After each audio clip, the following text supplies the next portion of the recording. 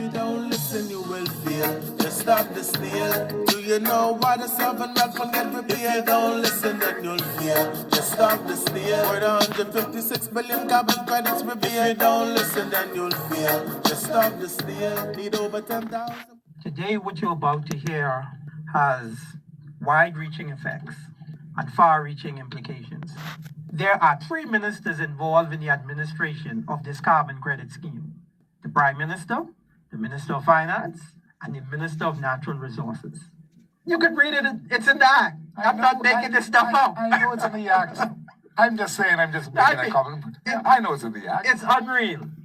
He's consulting with himself to determine what he's going to do with assets valuing over $156 billion that belongs to the citizens of the Bahamas. That's what's going on. He also has the power to terminate.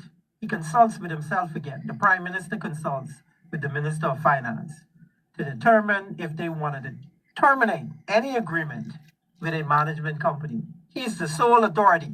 That's what I'm saying. We said it earlier. So imagine a scenario where he puts forth certain conditions for a management company and they do not acquiesce to those conditions. He can just go and terminate them. That's it.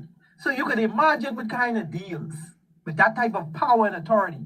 You can imagine what kind of deals that he can enter into with a management company. Listen to this though. That act that we just spoke about where he has to consult with himself, that's the Climate Change and Carbon Market Initiative Act.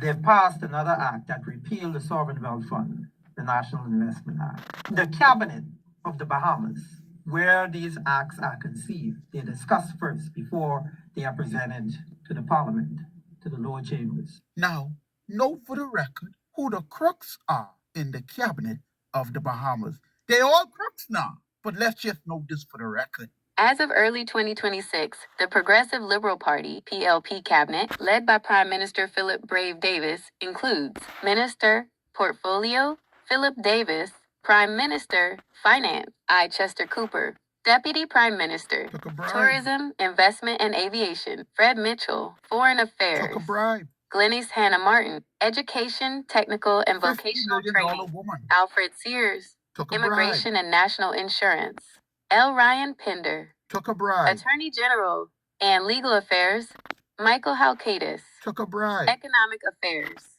Dr. Michael Darville, Health and Wellness, Clay Sweeting, Works and Family Island Affairs, Keith Bell, Housing and Urban Renewal, Wayne Monroe, National Security, Jobeth Colby Davis, Energy and Transport, Miles LaRota, Social Services, Information and Broadcasting, Pia Glover Rowe, Labor and Civil Service, Ginger Moxie, Grand Bahama, Jomo Campbell, Agriculture and Marine Resources. Jomo Campbell, the MP for Centerville, was the one who formally tabled the bill on October 26, 2022. While Prime Minister Philip Davis introduced the policy vision and led the debate, Campbell performed the procedural act of tabling the legislation. Jomo Campbell was the one, the hand that Philip Davis used to take the bread out of your mouth. And when all this was going on, you know what the defense attorney was doing? He was nowhere in the country. He left some of the dirty work for Chester Cooper and for Mr. Jomo Campbell. Mario Boleg, Youth, Sports and Culture.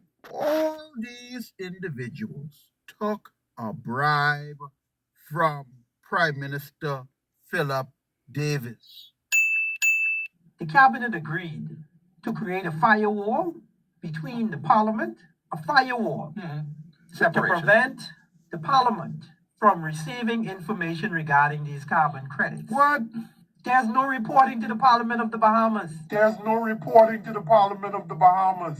are reporting requirements to the UN that Mr. Miller is responsible for, but there's no reporting to the Parliament of the Bahamas. That means there's no reporting to the people of the country. That's what it means. And they agreed to create that firewall. When you say they, you're talking about the Cabinet of the Bahamas. Agreed to that. They agreed to that. I see. So that means and the Parliament of the Bahamas voted for that. They don't want to know what's going on. And they don't want you to know what's going on. But here's the thing. Those assets belong to the people of the country. I think Bahamians need to recognize that we did not create the system. We inherited the system. This system was designed for the exploitation of people and the exploitation of resources. So we have continued with our colonial masters have left in place. This government, in terms of executing that mandate of the colonial masters, they get an A. I give them an A+++. In terms of their understanding of how to execute in this system. My Lord. No other government in the history of the Bahamas has been able to execute. In the history of the Bahamas, My Lord.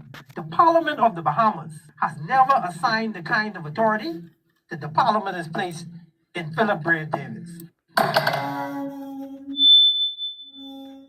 Listen, then you'll feel. Just stop the steal. Need over 10,000 petitioners at the wheel. If you don't listen, then you'll feel. Just stop the steal. Study to show thyself approve and take it. Hear me now.